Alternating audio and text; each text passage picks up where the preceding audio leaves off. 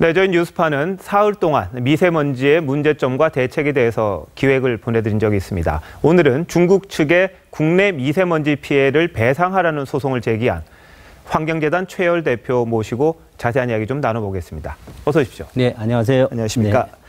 중국 정부를 상대로 미세먼지 소송 낸 건 처음이시죠? 그렇죠. 네. 근데 어떻게 내시게 되는 겁니까, 이게?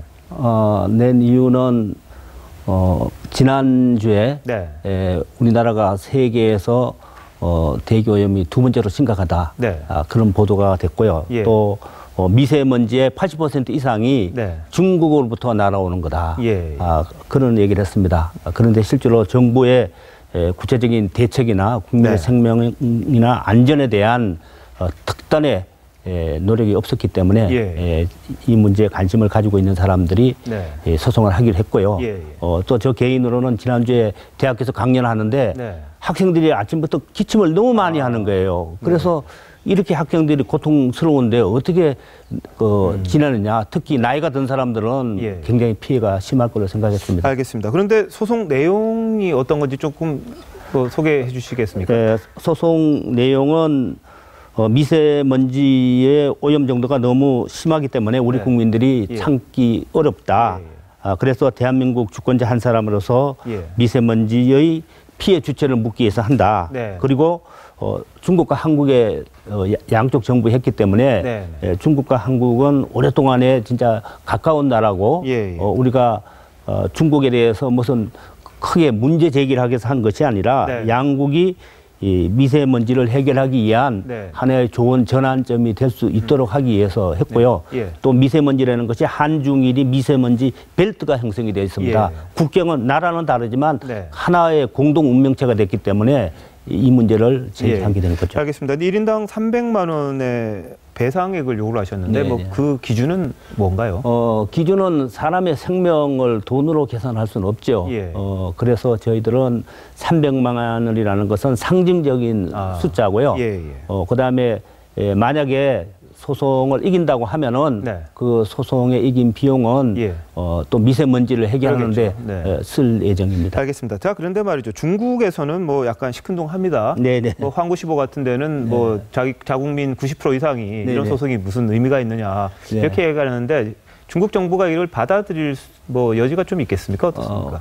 우선 이제 중국 사람들은 중국 자체가 지금 미세먼지를 고통을 당하고 있잖아요. 그래서 우리나라가 중국으로부터 날아오는 미세먼지에서 피해를 보고 있다는 그런 뉴스가 없습니다. 그렇기 때문에 뭐 당연히 중국의 거의 대부분의 사람이 이해가 안 된다 그러고 아주 일부 사람만 이해가 된다 그런 식으로 나왔고요. 그다음에 이제 소송을 해서 이것이 뭐 과연 이길 수 있는가 이런 얘기를 하는데요. 80년 전 1930년대 카나다에 있는 공장에 의해서 바로 인근에 있는 미국의 지역 주민들이 피해를 봤어요. 농작물의 피해도 보고 건축물에도 피해를 보고 그래서 이 부분에 대한 소송을 제기를 했습니다. 소송을 제기해서 카나다 정부로부터 35만 달러를 그때 받았어요. 그때 기업이 그러한 오염물질을 냈지만 정부가 그런 거에 대해서 책임을 져야 된다.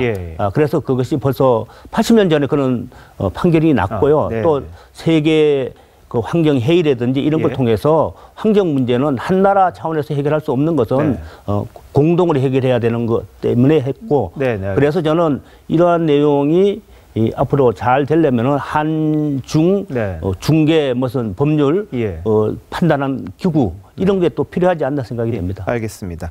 자, 우리 정부도 무책임하다는 이야기가 많지 않습니까? 우리 정부에 대해서 한 말씀해 주신다면.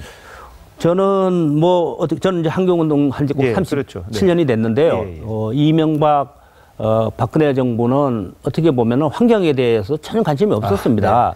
예를 들어서 저희들이 4대강에 대해서 그렇게 반대했는데도 불구하고 흐르는 물을 가두어 가지고 23조를 써서 거기에 지금 물이 오염되고 뭐 온갖 오염물질이 나오잖아요. 미세먼지에 대해서 그래서 저는 이제 그런 걸 보면은 일단 대통령의 의지가 있어야 되는데 대통령의 의지가 없었고요. 그 다음에는 이게 환경에 대해서 보이는 것도 해결하지 않는데 미세먼지라는 건 보이지도 않거든요. 그리고 어떻게 보면 이게 침묵의 살인자입니다. 아주 치명적인 건데 그런 부분이 최근에 그 국정농단 이런 걸 봐도 실제로 국민의 건강과 생명 이런 부분에 대해서 적극적인 노력을 하지 않았고, 네. 그다음에 이제 환경부는 실제로 그런 부분에 대한 역할을 해야 됨에도 불구하고 네. 그런 역할을 할 수 있는 조건이 안 된 거죠. 예. 네네. 새 정부가 되면 좀 더 좋은 정책을 더 기대해야 되겠습니다. 네. 최 대표님 오늘 말씀 잘 들었습니다. 네.